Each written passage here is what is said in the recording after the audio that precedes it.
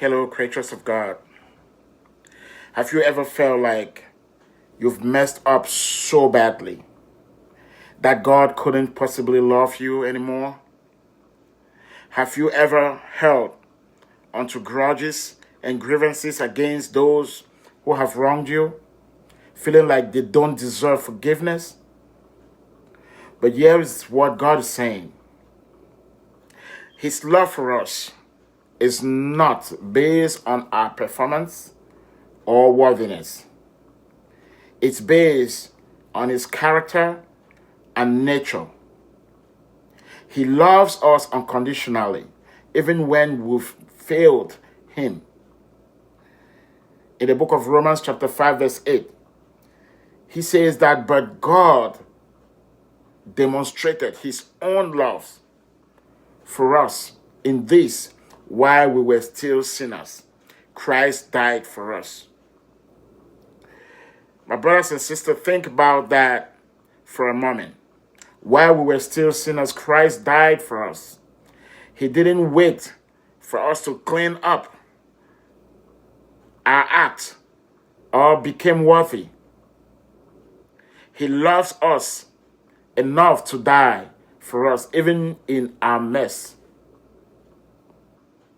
Some of us, when we have somebody in our lives that has made a mistake, we will say, if he doesn't come to me, I will not come to them. I will never talk to them till this world is going to come to an end. That is not the right approach to take, my brothers and sisters. If you want success, if you want forgiveness, if you want to move your life forward, and yet we often struggle to extend that same love and forgiveness to others. God is calling us today to extend that same love and forgiveness to others that we've been holding grudges and bitterness, feeling like they don't deserve to be forgiven. Jesus is saying to us that we shouldn't judge, because if we judge others, it's the same way we are going to be judged. Judgment belongs to God alone, not on us.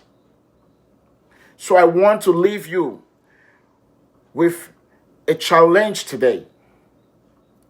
Is there anyone or someone in your life who has wronged you?